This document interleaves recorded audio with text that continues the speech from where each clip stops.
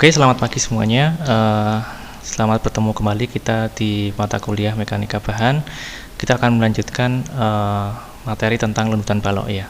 Oke, kita ulang sebentar apa yang telah kita sampaikan pada minggu lalu ya. Jadi hal pertama yang harus kita lakukan sebelum kita menghitung lenutan adalah salah satunya adalah kita memperkirakan bentuk daripada lenutannya. Dan bentuk daripada lenutan ini akan kita gunakan untuk mengestimasi kira-kira apakah perhitungan kita benar atau tidak begitu ya. Jadi kita perkenalkan definisi apa yang disebut sebagai elastic curve atau kurva elastik, yaitu kurva defleksi ya, kurva defleksi yang melewati kurva defleksi sepanjang balok, sepanjang sumbu longitudinal balok yang melewati sentroidnya ya, kita sebut sebagai elastic curve. Nah, kita ingatkan dulu perjanjian tandanya ya. Jadi momen bernilai positif jika dia mengakibatkan serat atasnya tertekan dan serat bawahnya tertarik ya. Kemudian momen bernilai negatif jika serat atasnya tertarik dan serat bawahnya tertekan. Kita bisa mengasosiasikan bentuk deformasi ini dengan ekspresi manusia ya. Misalkan ekspresi tersenyum ya, itu kita bisa asosiasikan dengan bentuk deformasi akibat momen positif seperti ini. Anda lihat ini adalah ekspresi tersenyum. Kemudian ekspresi sedih ya, kita bisa asosiasikan dengan bentuk deformasi akibat momen negatif, sehingga Anda bisa lebih memudahkan jika Anda mengingat ekspresi manusia tersenyum momen positif dan sedih momen negatif ya. Kemudian hal pertama yang harus kita hitung setelah kita mengetahui persoalan yang kita dapat ya, yaitu adalah menghitung atau menentukan diagram momennya ya. Jadi Anda tentukan diagram momennya adalah seperti ini ya. Jadi dari titik A sampai dengan titik C itu adalah momen negatif ya, karena di sini adalah cantilever ya, cantilever sistemnya adalah cantilever. Kemudian ini adalah balok di atas dua tumpuan, maka di sini adalah momen positif ya. Oke. Jadi di sini ada momen negatif, ada momen positif. Hal yang perlu kita ingat bahwa karena kita bicara lenutan, jadi setiap tumpuan itu lenutannya harus bernilai 0. Jadi titik B lenutannya harus sama dengan 0, titik D juga harus sama dengan 0 ya. Oke. Sehingga Anda lihat tadi kalau ini momen negatif, Anda asosiasikan dengan momen bentuk deformasi seperti ini ya. Nah, momen negatif ini akan melengkung ke atas ya, melengkung ke atas. Oke, jadi kita plotkan dari titik A ini ke titik C, maka bentuk deformasinya harus melengkung ke atas. Nah, ada gambar di sini dari titik A sampai dengan titik C melengkung ke atas. Tapi ingat tadi bahwa titik B adalah tumpuan, maka lenutannya harus sama dengan 0. Jadi kita tetapkan di sini titik B lenutannya sama dengan 0. Oke, dari titik A sampai melewati titik B, lenutannya 0, kemudian titik C, bentuknya adalah bentuk melengkung ke atas karena dia momen negatif. Kemudian mulai dari inflection point, yaitu pergantian antara momen negatif ke momen positif, maka kita lihat bahwa momen dari C ke D itu adalah momen positif ya. Jadi momen positif melengkungnya ke bawah ya, melengkungnya ke bawah. Maka kita sambung dari titik C kemudian ke titik E sampai dengan titik D itu adalah melengkung ke bawah. Oke. Dan kita lihat bahwa deformasi maksimum ada di titik E ya. Oke, kemudian kita lihat contoh lain. Misalkan kita memiliki balok cantilever seperti ini ya. Jadi balok ini pada ujung bebasnya kita berikan momen eksternal ya sebesar M ya. Kemudian kita gambar diagram momennya seperti ini ya. Jadi ada momen negatif yang mendekati tumpuannya, kemudian ada momen positif. Nah, kita ingat bentuk tumpuannya itu adalah jepit ya. Di sini adalah jepit. Oke. Jadi kalau jepit itu tidak hanya lenutannya yang bernilai 0, tapi slope atau rotasinya bernilai 0 ya. Pada titik A ini slope dan rotasinya sama dengan 0 ya. Berbeda dengan tumpuan jenis B dan tumpuan jenis D. Kalau tumpuan jenis B dan D ya defleksinya atau lenutannya saja yang bernilai 0. Rotasinya belum tentu nilainya 0. Oke. Nah, kemudian kita plotkan bahwa ini adalah momen negatif ya. Nah, ini momen negatif, maka kita lihat ini perjanjian tandanya. Momen negatif itu dia harus melengkungnya ke atas ya. Sekali lagi melengkungnya ke atas. Tetapi ingat bahwa titik A itu adalah jepit. dijepit di mana lanutan itu nilainya 0 dan juga rotasinya sama dengan 0. Sehingga Anda plotkan di sini titik A itu di sini ya. Ini adalah bentuk lengkungan ke atas sampai inflection point ya. Tapi Anda ingat titik A itu lanutan sama dengan 0 dan rotasinya sama dengan 0. Maka di dekat titik A itu tidak boleh ada rotasi. Sehingga di sini hampir lurus ya. Karena ini jepit. Maka di sini rotasi 0, lanutan sama dengan 0. Baru dia ada setelah beberapa jarak dari titik A baru dia ada rotasi. Begitu. Kemudian disambung dari inflection point berubah dari momen negatif ke momen positif, maka disambung bentuk deformasi yang melengkung ke bawah akibat momen positif. Oke. Nah, kemudian Anda lanjutkan di sini momen positif ke sini. Kemudian karena ini ada momen eksternal sehingga di sini lanutan tidak sama dengan 0 ya. Apa yang disebut sebagai lanutannya tidak sama dengan ketika dia 0 di sini ya, tetapi dia lebih ke atas lagi ya. Jadi ada perubahan tanda pada defleksinya. Kalau ini ke bawah, ini ke atas ya. Oke, kemudian kita ingatkan lagi, misalkan kita punya balok di atas dua tumpuan, kemudian dikasih beban, maka dia akan berdefleksi. Kemudian kita ambil satu segmen kecil dx ya. Kita ambil segmen kecil dx, kemudian kita analisis terpisah seperti ini ya.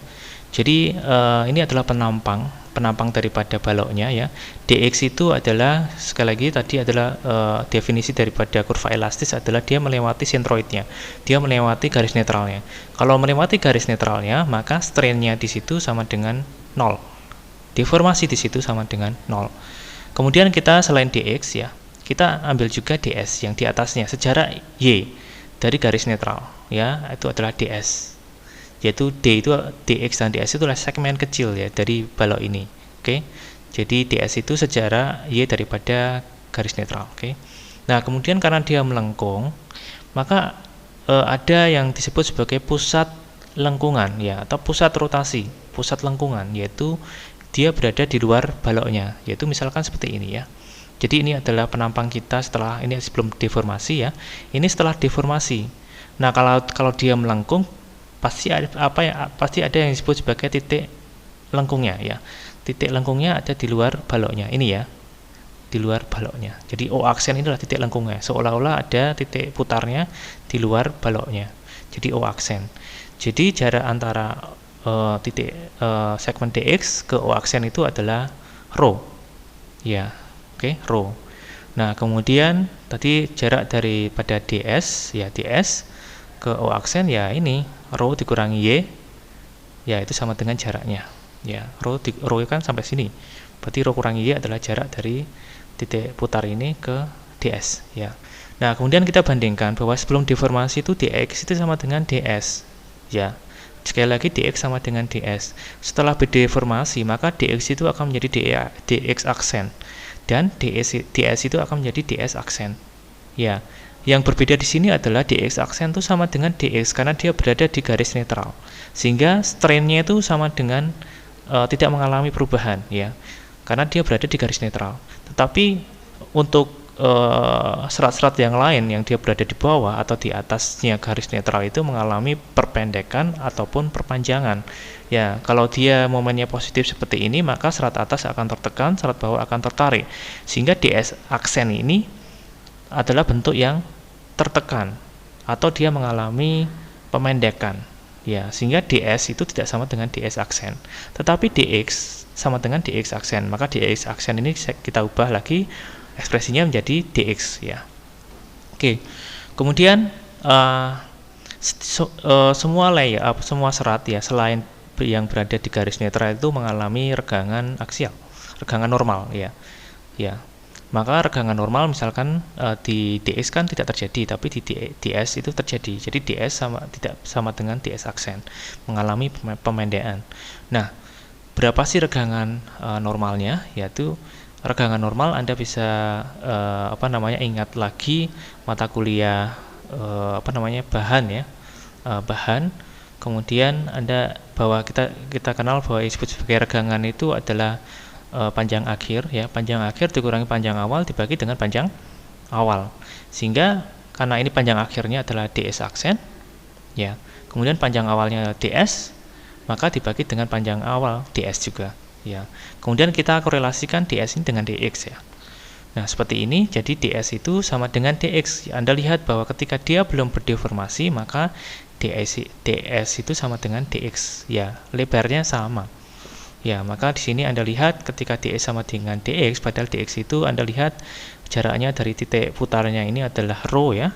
Maka dx itu sama dengan ya rho ini dikalikan dengan d theta ini. Ya, karena kita asumsikan bahwa d theta ini kecil ya, sehingga tangannya itu sama dengan tetanya itu sendiri ya. Sekali lagi tangannya itu sama dengan tetanya sendiri, jadi ini dx sama dengan rho kali d theta.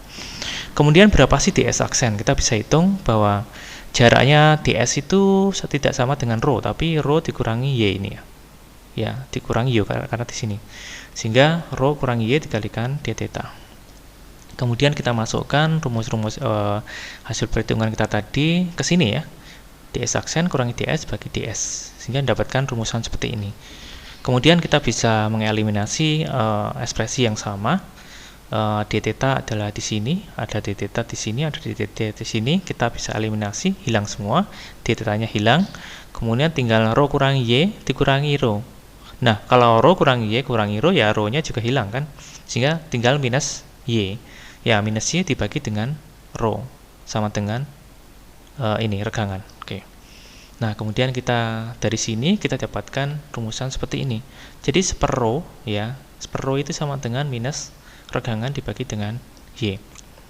Nah, kita ingat lagi rumusan yang ada di kuliah sebelumnya ya. Di sebelum UTS juga saya kira sudah dibahas bahwa regangan sama dengan tegangan dibagi dengan E ya. Kemudian ini adalah tegangan aksial, regangan aksial. Kemudian tegangan lentur itu sama dengan momen lentur, kemudian dikalikan dengan jarak terhadap garis netralnya dibagi dengan I, inersia penampangnya. Kita masukkan ke sini ya. Jadi tegangan ini kita gantikan dengan ekspresi ini. Jadi ini masuk ke sini ya. Kemudian ini dimasukkan ke sini. Oke, sehingga akan muncul rumusan baru seperti ini. Dan rumusan ini akan digunakan untuk perhitungan landutan dengan banyak jenis metode. Jadi untuk menghitung landutan itu ada banyak metode ya yang bisa kita gunakan. Tetapi dasar untuk menghitung itu adalah rumusnya adalah ini, sama ya. Rumusnya adalah ini. Oke. Kemudian kita bicara bahwa tadi kelengkungan itu kurva kelengkungan tadi secara matematis itu bisa dihitung atau diekspresikan menggunakan rumusan berikut ya, menggunakan rumusan berikut. Tetapi Anda ingat bahwa karena peraturan itu selalu membatasi besarnya landutan ya, untuk menghindari kerusakan elemen non struktural mesin dan segala macam. Jadi Anda bisa ingat, misalkan Anda berada di suatu bangunan di lantai ya, kemudian ada dinding di situ. Kalau misalkan balok yang menopang lantai tersebut atau plat yang menopang dinding tersebut mengalami landutan yang besar, ya pasti dinding tersebut akan mengalami keretakan kan. Dan dinding merupakan elemen non struktural. Jadi dinding itu pada umumnya akan dipasang pada elemen yang rata. Tapi kalau dia mengalami defleksi yang berlebihan, ya dia akan mengalami kerusakan atau keretakan. Makanya dalam desain nanti akan diajarkan di mata kuliah di semester-semester berikutnya ya, terkait dengan desain. Maka kita akan mengenal apa yang disebut sebagai defleksi izin atau defleksi maksimum yang diizinkan untuk perencanaan ya. Jadi selain batas kekuatan, kita nanti akan mengenal apa yang disebut sebagai batas layan, yaitu batas di mana fungsi dari bangunan tersebut akan terganggu. Jika itu terlewati maka akan terganggu. Misalkan tadi dinding non struktural yang rusak, dan ketidaknyamanan penghuni bangunan itu akan ada ya, akan terasa karena landutan yang besar. Oke, karena landutan yang besar juga bisa jadi akan mengakibatkan vibrasi dalam plat dan baloknya, sehingga tidak mengakibatkan ketidaknyamanan penghuni bangunan. Oke, kemudian kita kembali ke rumusan ini, bahwa defleksi itu kan dibatasi, dan rotasi itu juga dibatasi, karena itu adalah integrasi dan diferensiasi ya, fungsi satu sama lain ya. Nah, kemudian dv per dx. Jadi kalau kita bicara dv itu adalah garis vertikal ke arah atas atau ke bawah, dx itu adalah ke arah kanan atau ke arah kiri ya. Jadi dv per dx itu adalah slope, rotasi. Nah, kalau defleksinya dibatasi, maka rotasinya juga dibatasi, jadi kecil juga.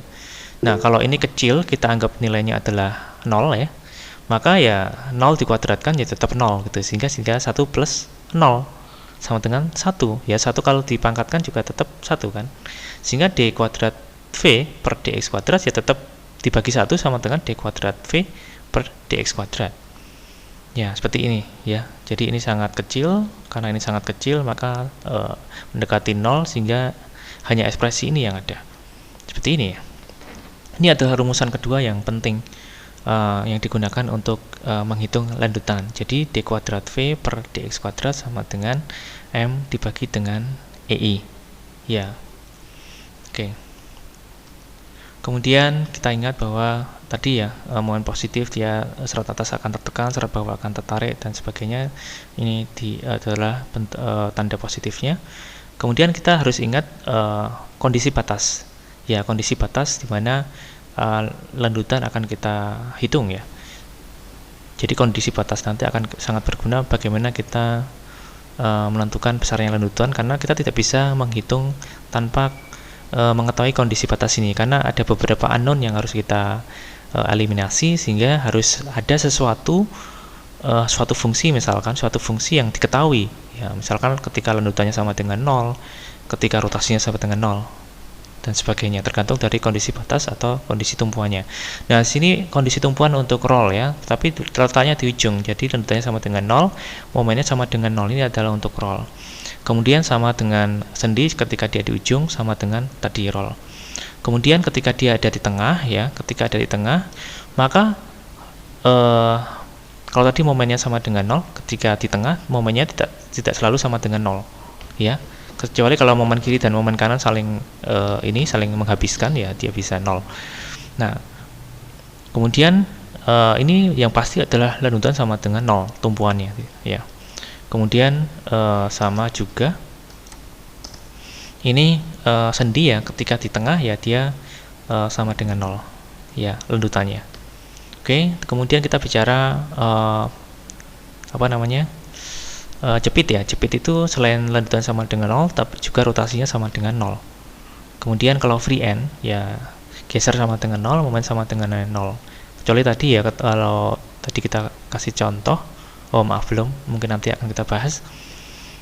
Kemudian terakhir adalah internal pin or hinge. Jadi ini juga dibahas di mata kuliah statika atau mekanika struktur, bahwa kita bisa menerapkan internal hinge. Jadi sendi dalam ya, dimana nanti momennya sama dengan 0 ya, dia berada di tengah bentang, dan ini sangat banyak digunakan untuk konstruksi jembatan. Oke, kemudian kita bicara contoh. Sebenarnya kemarin sudah dibahas, kita akan ulang lagi ya. Jadi misalkan kita punya balok cantilever seperti ini, kemudian V kita ambil tata sumbunya, X itu ke arah kanan dan V itu positif ke arah atas ya. Oke. Nah, terserah Anda, misalkan Anda mau mengganti V itu dengan Y ya, tidak masalah kalau misalkan Anda familiar dengan Y daripada V, tapi di sini di contoh ini V itu untuk vertikal ya. Nah, kemudian kita lihat struktur ini dibebani pada titik A ya, di ujung bebasnya ya, sebesar P ya, sebesar P. Kemudian kita akan kenalkan apa yang disebut sebagai tangan ya. Jadi tangan itu adalah garis singgungnya. Jadi titik A ini akan berdeformasi seperti ini sebesar VA, dan titik ini akan ada yang disebut sebagai tangan di sini, garis yang menyinggung titik A ini. Oke, garis yang menyinggung titik A ini. Kemudian tangannya atau garis yang menyinggung titik A itu kalau kita ukur terhadap garis horizontal, maka disebut sebagai theta atau slope-nya. Jadi disebut sebagai theta A. Sehingga di sini kita mengetahui dua parameter penting ya. Jadi ada landutan di A dan rotasi di A. Oke. Nah, kemudian kita akan menghitung ya berapa sih rotasi di A dan landutan di A. Ya, kita menggunakan cara integrasi ya. Kalau tadi kan kita sudah memperkenalkan bahwa rumusnya adalah seperti ini. Jadi d kuadrat V per dx kuadrat sama dengan M dibagi dengan EI. Jadi istilahnya kalau kita integrasikan satu kali, d d kuadrat v per dx kuadrat, maka akan menjadi rotasi. Jika kita integrasikan 2 kali, maka menjadi v atau lendutan ya. Sehingga kita bisa selesaikan cara yang paling sederhana menggunakan metode integrasi ya, dengan menggunakan metode integrasi. Sehingga tadi kalau rumusnya adalah seperti ini, maka momen ini kita bisa ekspresikan menjadi minus P kalikan dengan X, karena ini menunjukkan momen negatif di mana serat atas akan tertarik, serat bawah akan tertekan ya. Kemudian ini adalah rumusan umumnya, jadi EI d kuadrat V per dx kuadrat sama dengan momen. Nah, momennya diganti dengan ekspresi minus P kali X. X itu ke arah kanan positif ya. Nah, kemudian kita integrasikan 1 kali menjadi dv per dx, maka karena integrasi ada koefisien integrasi C1 yang kita tidak tahu nilainya berapa ya. Kemudian kita integrasikan lagi 1 kali lagi ya, jadi menjadi EIV sama dengan ekspresi ini ya. Jadi ada unknown, 2 unknown yang kita harus selesaikan, jadi C1 dan C2. Kita nggak tahu nilai C1 dan C2. Makanya kita penting di sini kita untuk mengetahui kondisi batas yang kita bisa gunakan untuk menyelesaikan persamaan ini, untuk mengetahui C1 dan C2 ya. Nah, kita ingatkan bahwa kondisi jepit ini lendutannya sama dengan 0 dan rotasinya sama dengan 0. Jadi kita bisa menyelesaikan persamaan ini dengan cara mengkorelasikan dengan kondisi batas pada ujung B atau ujung cantilever ini, di mana lendutan sama dengan 0 dan rotasi sama dengan 0. Jadi cukup kita tinjau rotasi ketika X sama dengan L, karena kita bergerak dari ini adalah X, kemudian ke sini adalah L. Anda tidak harus selalu begitu ya, Anda bisa juga membuat X itu dari kanan ke kiri misalkan, tapi harus konsisten. Kalau Anda melakukannya secara konsisten akan mendapatkan hasil yang sama. Nah, kemudian Anda lihat bahwa pada titik B ya, dv per dx atau rotasi sama dengan 0 dan lendutan pada X sama dengan L itu juga sama dengan 0.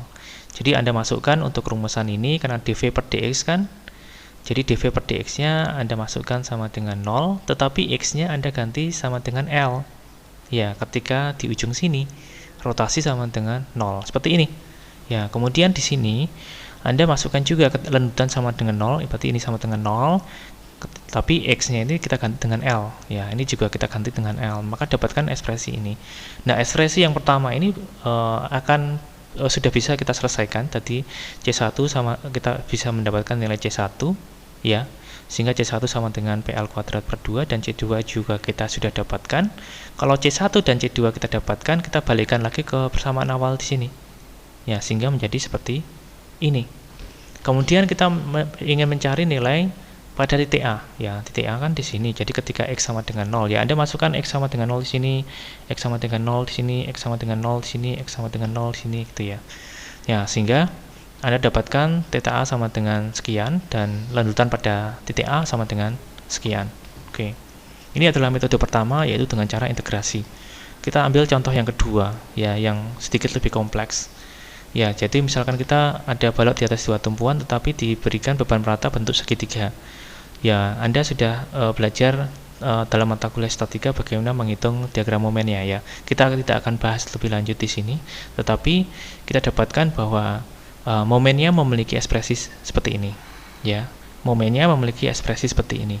Sehingga kita masukkan ke rumus tadi, persamaan tadi ya, untuk lendutan ya. Jadi EI d kuadrat V per dx kuadrat sama dengan momen. Nah, Anda masukkan lagi ekspresi momen ini ke tadi, ke sini. Oke, sekali lagi Anda integrasikan akan mendapatkan dv per dx. Anda integrasikan lagi akan mendapati V atau lendutan. Sekali lagi yang harus kita selesaikan adalah C1 dan C2. Kita nggak tahu, makanya kita harus mencari kondisi batas yang bisa kita gunakan untuk menyelesaikan permasalahan ini ya, atau persoalan ini. Sehingga di sini Anda lihat lendutan ketika di tumpuan sama dengan 0 pasti. Mau di titik ini atau titik ini lendutan sama dengan 0. Itu bisa kita gunakan untuk menyelesaikan ekspresi matematis tadi ya. Dan juga ketika lendutannya kan maksimum, kalau ini kan jelas kalau dia bebannya simetris, lendutannya maksimum di tengah ya. Jadi ketika lendutan maksimum, kalau lendutan maksimum maka rotasinya sama dengan 0. Slope-nya sama dengan 0. Anda lihat di sini slope-nya ketika lanjutan maksimum, slope-nya pasti 0. Ya. Maka dua kondisi batas tadi kita bisa gunakan. Ya, jadi kita gunakan dv per dx sama dengan 0 itu ketika x sama dengan L per 2. Karena ini bebannya simetris, maka ketika L per 2 lanjutan sama dengan 0, ya pasti tetanya sama dengan 0 di sini. Lanjutannya maksimum, maka tetanya sama dengan 0. Oke. Kemudian selain itu kita bisa gunakan kondisi batas lanjutan di ujung kiri atau ujung kanan sama dengan 0 ya. Kita selesaikan dulu ekspresi ini ya untuk rotasi. Ketika x-nya kita ganti L per 2. Ini kita ganti L per 2. Maka akan mendapatkan bahwa C1 adalah sekian, kemudian kita selesaikan C1 kita masukkan ke sini, kemudian kita selesaikan dengan boundary condition ujung kiri misalkan, maka didapatkan C2. Sehingga Anda kembalikan lagi ke rumus awalnya di sini, ke C1 ke sini, C2 ke sini, dan C1 ke sini, sehingga akan mendapatkan seperti ini ya. Kemudian Anda menghitung maksimum defleksi karena bebannya simetris, sudah pasti dia di tengah, maka X sama dengan L per 2 Anda masukkan, dapatkan defleksi maksimum seperti ini ya. Kemudian tadi adalah metode integrasi, yaitu metode pertama yang kita bisa gunakan untuk menghitung lanjutan. Metode yang kedua adalah moment area method. Dan perhatikan bahwa khusus di RPS kita ini porsi dalam metode moment area method atau metode moment area itu sangat besar ya di mata kuliah kita, khusus karena kita sudah sepakat di teaching group itu untuk mengeksplorasi lebih lanjut terkait dengan metode ini. Jadi mungkin nanti pas ujian juga akan digunakan, akan dikeluarkan soal lanjutan terkait dengan metode ini ya, yaitu moment area method. Makanya di sini kita mulai di pertemuan ini kita akan concern ke metode ini. Dan metode ini dua metode tadi ya, metode integrasi dan moment area method bukan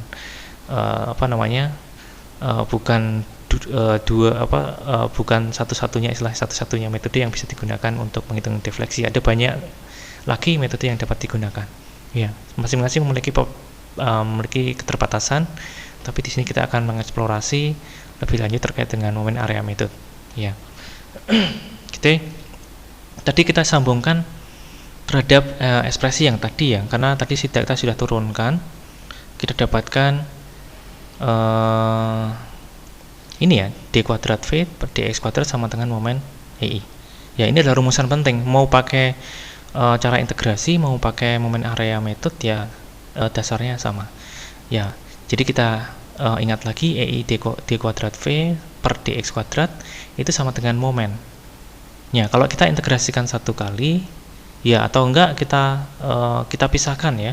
Jadi istilahnya d kuadrat v itu sama dengan turunan dari dv per dx ya. Padahal dv per dx itu adalah rotasi. Jadi istilahnya bahwa d kuadrat v per dx kuadrat itu merupakan turunan pertama dari rotasi, dan rotasi merupakan turunan pertama dari lanjutan. Sekali lagi, rotasi merupakan turunan pertama daripada lanjutan, dan ini d kuadrat v per dx kuadrat merupakan turunan pertama daripada rotasi, sehingga ini adalah rotasi dan ini merupakan turunan pertama terhadap rotasi ya, sama dengan momen ya. Sehingga kita ganti ini dengan d theta ya, karena rotasi. D theta sama dengan momen per EI dx ya. Sehingga kalau kita misalkan melakukan integrasi dari suatu titik ke titik yang lain, maka misalkan dari titik A ke titik B, maka kita akan mendapatkan ekspresi ini. Jadi kita integrasikan hanya di titik antara titik A dan titik B, maka menjadi ekspresinya seperti ini. Kemudian kita akan bertanya, ekspresi ini sebenarnya fisiknya seperti apa, begitu ya? Ekspresinya seperti apa? Ya, jadi kalau kita lihat ketika balok di atas dua tumpuan kita bebani seperti ini, kemudian akan mengalami defleksi, kemudian kita tinjau titik A dan titik B, tadi kita ingatkan lagi apa yang disebut sebagai tangan ya. Tangan itu ada garis singgungnya, ada tangan A ke sana, ada tangan B ke sana gitu. Dan sudut yang dibentuk antara garis horizontal terhadap tangan tersebut. Jadi ini misalkan kita ambil garis horizontal ke arah sana, maka sudut theta A ya dari horizontal tersebut ke tangan A. Maaf, karena ini momen positif dari tangan A ke garis horizontal tadi ya. berlawan dengan arah jarum jam. Kemudian ini sudut theta B itu adalah sudut yang dibentuk antara tangan B dan garis horizontal, sembarang garis horizontal di sini, sehingga theta B sama dengan tadi antara tangan ini terhadap garis horizontalnya. Kemudian ekspresi ini itu seperti apa? Ya, ekspresi ini yang merupakan perubahan slope pada dua titik yang kita tinjau. Sekali lagi, perubahan slope atau kemiringan dari dua titik yang kita tinjau. Jadi ini adalah theta B by A, ya, gitu istilahnya begitu. Oke, jadi theta B per A itu sama dengan theta B dikurangi theta A, sama dengan ini. Sekali lagi, theta B per A sama dengan theta B kurangi theta A, sama dengan integrasi dari A mulai B sama dari momen per EI dx, ya. Anda lihat momen EI per dx itu merupakan suatu luasan diagram momen. Jadi seperti ini istilahnya. Jadi ini adalah pada arah vertikal, sumbunya adalah momen per EI, besarnya momen per EI, modulus elastisitas dan inersia penampang. Kemudian EX itu adalah besarnya dari titik ajuan ke kanan misalkan begitu.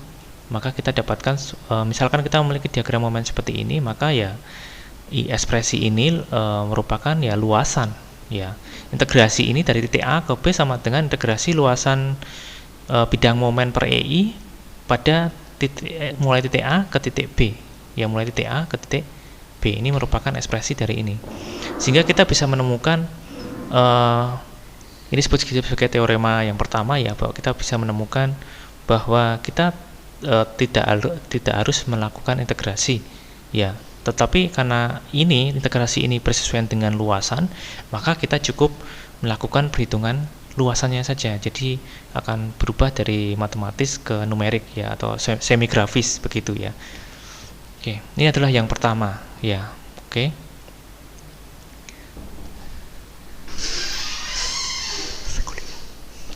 Kemudian teorema yang kedua, ya, mohon maaf ini ada tamu tadi. Kemudian tadi ekspresi ini kita kalikan dengan X, ya. Kita kalikan dengan X, ya. Jadi kita kalikan dengan X, maka soal X ini adalah jarak, ya, jarak dari titik dx tertentu terhadap titik yang kita tinjau, titik A misalkan, gitu, ya. Sehingga kalau kita lakukan integrasi A sampai B, kemudian ini adalah jaraknya, jarak dari luasan segmen kecil-kecil tadi, ya, maka kita akan mendapatkan rumusan seperti ini. Nah, kalau kita cermati lebih lanjut bahwa ini seperti momen area, ya. Jadi kalau kita bicara suatu luasan, maka ini sama dengan sentroid daripada luasan tersebut ditinjau pada suatu titik tertentu. Nah, misalkan kita ada ekspresi TA per B, ya, itu maksudnya adalah jarak vertikal pada titik A terhadap tangan titik B, ya. Jadi sekali lagi bahwa tangannya terhadap titik B, tangannya kan ke sini, itu jaraknya dihitung terhadap jarak vertikal dihitung pada titik A di sini. Oke, jadi begitu. Oke, kemudian kita dapatkan ekspresi seperti ini adalah teorema yang kedua. Kita bisa menghitung bahwa luasan dikalikan dengan sentroidnya itu sama dengan lenutan pada titik A terhadap tangan titik B, gitu sekali. Oke, kemudian misalkan ini adalah luasan, ya, ditinjau dari titik A. Ini adalah luasan dengan sentroid ditinjau dari titik B, sehingga ekspresi TA per B tidak sama dengan ekspresi TB per A, ya. Sekali lagi, ekspresi TA per B tidak sama dengan ekspresi TB per A, ya, karena sentroidnya beda. Anda menghitung dari kiri sama menghitung yang kanan kan beda, ya, beda. Oke, kemudian Anda lihat di sini, ya, ini ada misalkan TA per B itu seperti apa, ya. Jadi TA, A itu adalah jarak vertikalnya pada titik A, kemudian kemudian terhadap tangan titik B, ya. Maka ini adalah TA per B. Kemudian kalau jarak vertikal pada titik B terhadap tangan titik A, maka sama dengan TB per A. Begitu ya. Kemudian kita harus ingat bahwa beberapa hal yang harus kita tinjau, beberapa hal yang harus kita ketahui adalah karena tadi kita mau mengubah ekspresi matematis menjadi semigrafis ya, sehingga kita cukup menghitung luasan diagram momennya. Tetapi di sini kita juga harus mengetahui karena namanya diagram momen kan tidak selalu bentuknya sederhana. Kalau momen terhadap diagram momen yang timbul akibat beban terpusat itu kan sangat sederhana. Dia bentuknya multilinear begitu. Tetapi kalau ada beberapa bentuk momen yang tidak sederhana, misalkan dia karena beban merata itu kan bisa kuadratik atau pangkat 3 begitu. Sehingga kita harus memperhatikan bagaimana cara kita menghitung sentroidnya. Kalau segitiga kan Anda sudah paham bahwa segitiga itu kan dihitung dari kiri ke kanan ya 2/3-nya. Kalau dihitung dari kanan ke kiri ya sepertiganya begitu kan. Kemudian kalau ini Anda bisa menggunakan rumusan ini, segitiga seperti ini. Kemudian kalau parabolik seperti ini, Anda bisa menggunakan sentroidnya adalah 3B/8. Kemudian yang ini ya, ini merupakan kalau kita punya persegi B kali H, kalau ini 2/3 ya ini sepertiganya ya. Jadi misalkan ini adalah kita kasih buat B per H kotak seperti ini adalah sisi yang di sini, ini adalah sisi yang di sini sama dengan ini ya, maka sentroidnya adalah sekian. Begitu juga jika kita ada orde tinggi untuk suatu persamaan polinomial ya. Oke, kemudian kita tinjau satu soal ya, dua soal. Jadi ini adalah cantilever ya. Kita tinjau titik A dan titik B. Nah, titik B ini kita kasih beban P ya. Kemudian di sini kita ingatkan bahwa pada titik B kita akan bekerja tangan di sini ya, garis singgung. Kemudian sudut yang dibentuk antara tangan dan garis horizontal kita sebut sebagai theta. Nah, kalau ini tangan B terhadap garis horizontal maka theta B. Nah, kemudian tangan A itu berapa sih? Tangan A kan karena ini adalah fix atau jepit, maka theta tangan ini karena tetanya sama dengan 0 ya. Karena pada jepit tetanya atau slope-nya sama dengan 0, maka akan lebih mudah kita menyelesaikan persamaan balok cantilever seperti ini karena kebetulan di boundary conditionnya tetanya sama dengan 0 ya. Ini adalah tangan dari titik A ya. Oke. Nah, tadi kita bicara teorema yang pertama adalah terkait dengan perubahan sudut ya. Jadi theta B per A itu yaitu merupakan perubahan sudut B terhadap theta A, atau theta B dikurangi theta A ya. Theta B, jadi theta B kan di sini kan, theta B dikurangi theta A. Tapi ingat theta A itu berapa? Theta A itu sama dengan 0. Theta A kan dijepit ini kan, di titik tumpuan ini. Maka karena ini kebetulan dijepit itu theta A-nya sama dengan 0, maka kita bisa menyelesaikan jauh lebih mudah ya. Theta B itu ya sama dengan theta B per A. Karena theta B per A sama dengan theta B dikurangi theta A sama dengan 0, sehingga theta B sama dengan theta B per A, begitu. Nah, kemudian kita masukkan ke rumusan yang tadi, kita cuma hitung luasannya saja. Kalau tadi kita harus mengintegrasikan kan, kalau ini cukup menghitung luasan, sangat simpel ya. Jadi ini luasan segitiga, ini diagram momennya, titik tertingginya adalah minus PL per EI ya. Sekali lagi bahwa ini diagram momennya itu bukan diagram momen saja, tetapi diagram momen yang dibagi dengan EI ya, modulus elastisitas dan inersia penampang. Ini kebetulan pengantar ya, jadi EI itu kita anggap konstan sepanjang bentang balok ini, bentang ini ya. Tapi nanti kita akan bahas EI itu tidak sama antara misalkan dari sini ke sini EI-nya sekian, dari sini ke sini EI-nya beda. Nah, itu kita bisa analisis lebih lanjut di pertemuan mendatang. Nah, cukup di sini kita hitung luasan segitiga ini adalah setengah kali tingginya minus PL EI dikalikan dengan panjangnya L, berarti setengah minus PL per EI kali L, sehingga kita dapatkan theta B gitu. Kemudian contoh yang berikutnya kita hitung lendutan ya.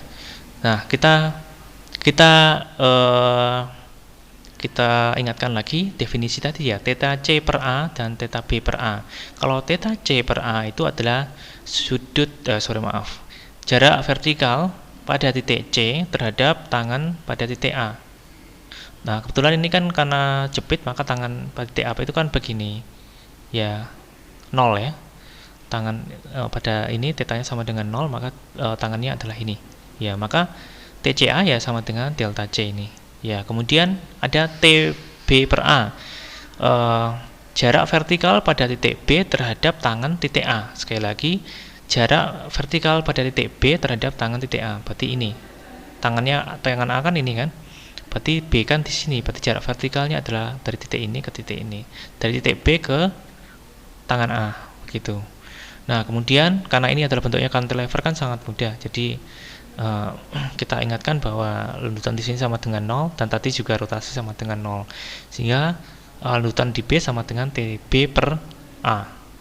Landutan di C sama dengan TC per A. Jadi landutan maaf, ada pertanyaan? Iya, sebentar Pak. Ada teman yang tadi belum diasumsikan. Oh, sebentar. Baik, terima kasih Pak. Berarti saya harus masuk dulu ini.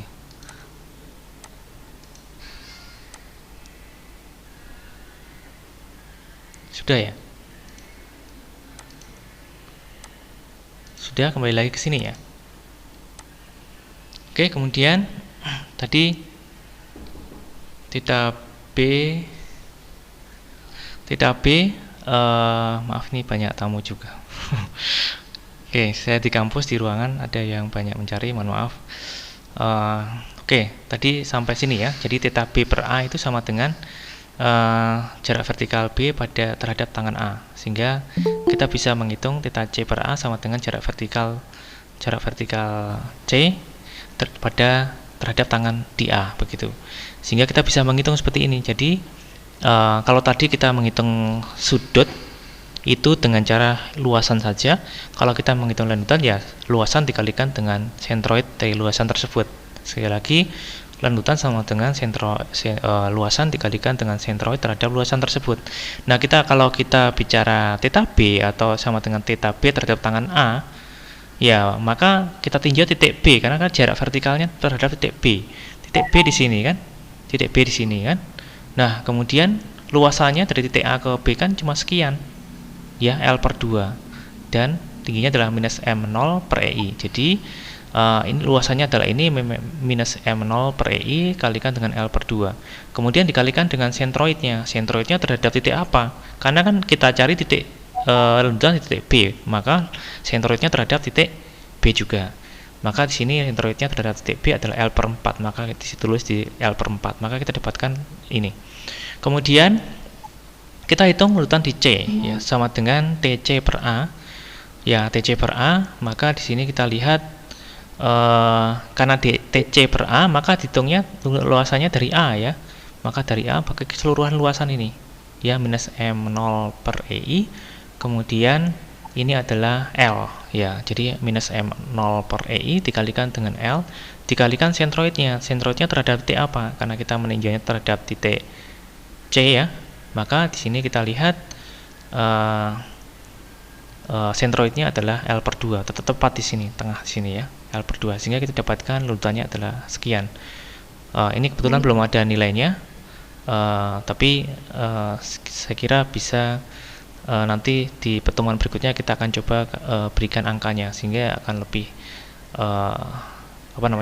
lebih real begitu. Oke, saya kira perkuliahannya materi kita sampai di sini. Jika ada pertanyaan